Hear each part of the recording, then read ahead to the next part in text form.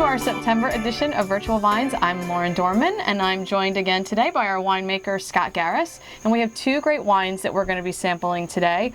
Our 2014 Vidal Blanc and our 2014 Malbec. And in addition to the wine tasting, we're going to be doing a cooking demonstration with one of our restaurant outlets, Mama's Restaurant and Cafe Baci in Hackettstown, New Jersey, and they're going to be making a really nice chicken dish with our Vidal Blanc. And to pair with our wines today, we have some cheeses from Cabot Creamery up in Vermont. We have part of their Reserve line, we have their Alpine Cheddar, and we have their white oak cheddar. So if you haven't had these cheeses before, they're amazing. They pair really nicely with wine, and they're going to complement the two wines that we have here today perfectly. So just to get us started, we could talk a little bit about the Vidal Blanc. That's the first wine that we're going to be tasting today. And I have a few little notes, because we have a lot of people who come in the wine shop that ask about Vidal Blanc. It's a little bit of an obscure variety. People are not as familiar with it. So I don't know if you want to talk a little bit about why we use Vidal Blanc, why you like it as a winemaker, and then we can talk a little bit about why it's great with food. The Vidal is a very universal grape. It complements a lot of different dishes that you do, but as far as a grape, it's very cold tolerant. In January, February, we have a lot of fluctuating temperatures, which is a big problem because, you know, it gets down below 20 degrees one week. The following week, it's about 55, 60 degrees. The following week, it was back down to 20 degrees, and it does a lot of damage to the vines. Where the Vidal is very, acceptable and can handle the fluctuating temperatures very well. So it's one of the grapes that grows. It's very disease resistant, cold hardy. You get a lot of yield off of it as well. Some of the yields that we get off of the Vidal is up around 7 tons to the acre, which is very good for around here. So a lot of people in the tasting room say, hey, what is Vidal Blanc? I've never seen this before. This is a unique variety. It is a white hybrid produced from Ugni Blanc, which is very interesting. That's known as Trebbiano Toscano. Also, and a hybrid Rayon d'Or, which is another sort of obscure varietal. And the scientist that actually developed it, he was Jean-Louis Vidal. So the wine actually carries his name. And it was developed specifically to be used as in the production of cognac. So again, it needs to be sort of cold hardy, disease resistant. And so in addition to being grown a lot in New Jersey, you'll also see it a lot in New York, Canada, Ohio is another place. A lot of places are making ice wine with it because it can sort of withstand that first frost, which can be a little bit of a difficult time for grapes. It's got a little bit of a stronger skin onto it so that when you're doing a late harvest or an ice wine onto it, it can hold up and it doesn't fall apart once the cold temperatures come in. So now to the tasting. Sure. Go ahead. So right off the bat, when you're pouring it into the glass, you notice that it has a really nice, I'll just sort of hold it up against the tablecloth here, very nice lemony, almost like a little bit of a lemongrass color to it. It's got a little hints of gold and green in it. Very clear, bright. Again, just in pouring it looks, more sort of like a Sauvignon Blanc. Obviously, stainless steel. Stainless steel fermentation. So the yeast I use with this is the Premier Cuvée, which will give you a little bit more of the citrus notes to it. Which you get jumping right out of the glass. Where you can use different yeasts as a winemaker, you can play with different yeasts, will give you different characteristics. So you can get ones that have a little bit more of an apricot characteristic to it, a little bit more citrus notes to them. If you use a little bit of like an R2 yeast, you can get a little bit more of that apple characteristics to it. Compared to one of my older Vidals, this one here was a little bit colder fermentation. This was down around 50 degrees on fermentation, whereas some of my other ones I do about 54 to 60 degrees. This one's a little bit cooler, took a little bit longer. So it gets the acidity up there, keeps it real clean, real crisp characteristics to it. The bricks were about 22 bricks on this when I come in, so it's just a smidge over 12% alcohol. It's great, and on the palate, right up front, you start to get some of the fruitiness. Nice, clean finish. Definitely get that citrus, apricot. Very refreshing, light, crisp. I like the fact that it lingers a little bit on the finish, so it doesn't just sort of disappear. Sometimes when you taste wines, they kind of just disappear right off of your palate. This one does not. Yes, we refer to it as the finish. So you always count like 1/1000, 2/1000 for the length of the finish. So you always want to see how long your finish is. I see this one with the acidity in it being very well balanced, but definitely there. It would be nice with a variety of things, possibly salads, seafood, cheeses like we're going to pair today. You're going to want cheeses that have, I think, a little bit more sort of body to them. Because I wouldn't describe this, I would just say as far as whites go, this is probably more of like a medium bodied white. So you're going to want dishes that maybe have like some creamy sauces or butter, you know, so maybe like a scampi style pasta dish would be great. You could throw a little butter in there, a little wine, got yourself a meal. And with this Alpine cheddar, it's got a little bit of creaminess to it. A little bit of nuttiness. Complements us very well.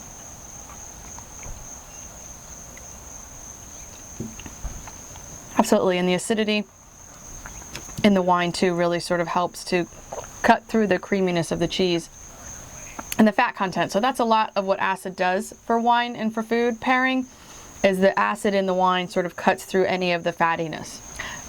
That was our 2014 Vidal Blanc. Now we're going to be going to Mama's Restaurant and Cafe Baci, where they're going to be doing a cooking demonstration using our Vidal Blanc, preparing a amazing chicken dish called Chicken Toscana. So they're going to show how to use wine in cooking. Can't wait.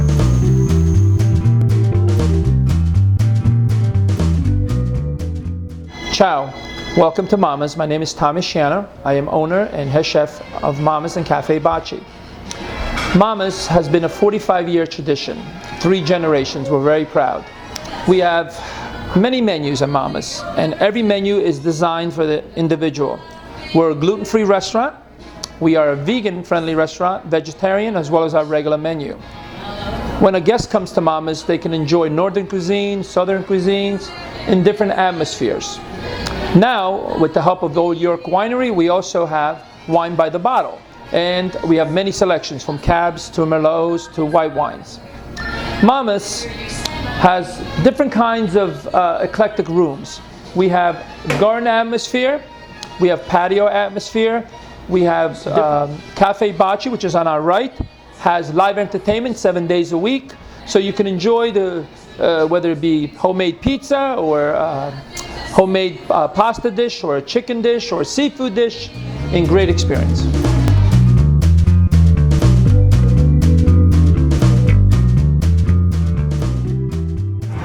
My name is Dawn. I work at Mama's Restaurant for 25 years.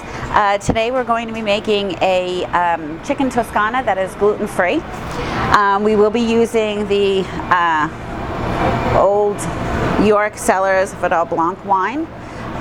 Again, this dish is going to be gluten-free. I'm putting just a little bit of butter and probably about a cup of white wine. I have grilled chicken that I pre-cooked already, chopped spinach, roasted peppers, prosciutto.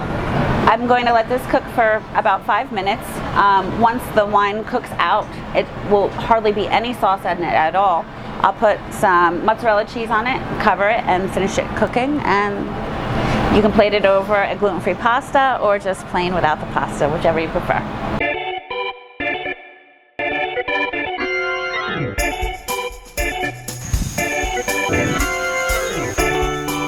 So the next wine that we're going to be tasting today is our 2014 Malbec. This is a very popular wine here at the winery. And why don't you talk a little bit about why you like Malbec as a winemaker and why you think it makes a nice sort of addition to the wines that we have here at the winery.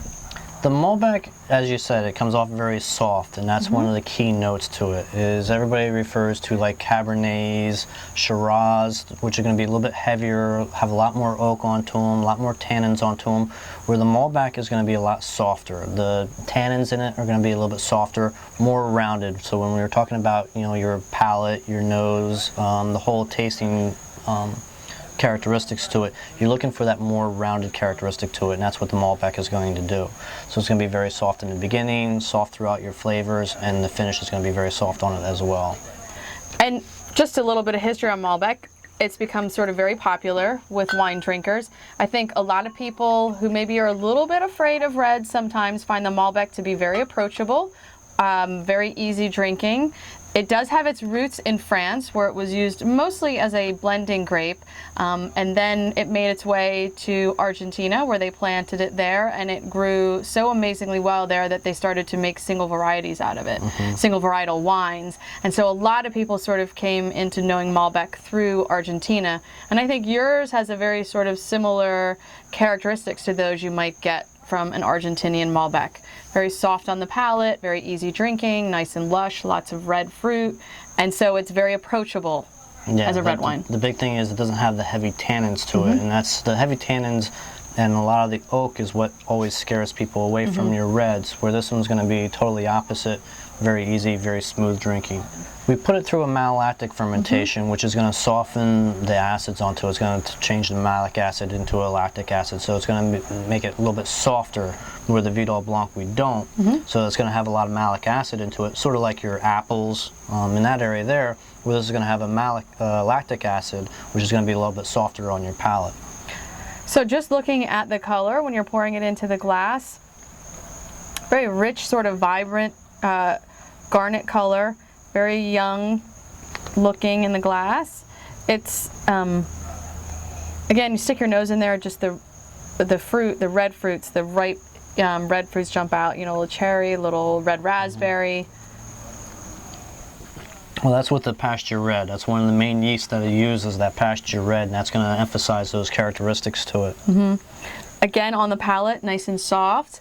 The red fruits carry, but it's a little bit lighter in the tannin.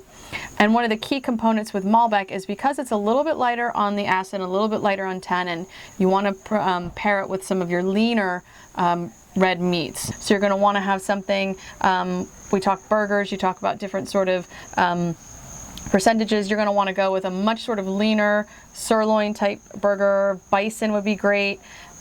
Steaks, you're going to want to go more filet as opposed to sort of a New York strip that has more marbling. So you're going to want sort of the leaner meats. Lamb, grilled pork would be great too. Yeah, and this one here we did with the white oak cheddar, which is really nice with it. It's got that little nuttiness characteristic to it. Yep. It's a little nutty, a little creamy, but I think it still has a little bit of age, which is important. A little bit of that cheddar characteristic to it, a little sharp. Again, a little bit of the fattiness, but not too much. So again, because it doesn't have a lot of acid, you're not going to want a super heavy fatty cheese. You're not going to want to do any of your triple creams or your bries or things like that. You're going to want to do it with maybe like a harder cheese, a Gouda, a Parmesan, things like that. Something that's a little bit sharper. Yeah. So that wraps up our September virtual vines. We want to thank you for joining us. Again, today we tasted the 2014 Vidal Blanc and the 2014 Malbec. Both of these wines are available in our tasting room currently or online on our online website. We want to go ahead and thank Mamas again for participating with their great sort of wine and food cooking demo. And again, thank you to Cabot Creamery for providing these excellent cheeses that we paired with the wines today. This is from their premium line, so we highly recommend getting out and getting some of their cheeses. And join us again for Virtual Vines in November. That'll be our Thanksgiving edition, holiday edition. We'll have some great wines to pair then. And again, until next time, we'll see you then. Thanks. Thank you.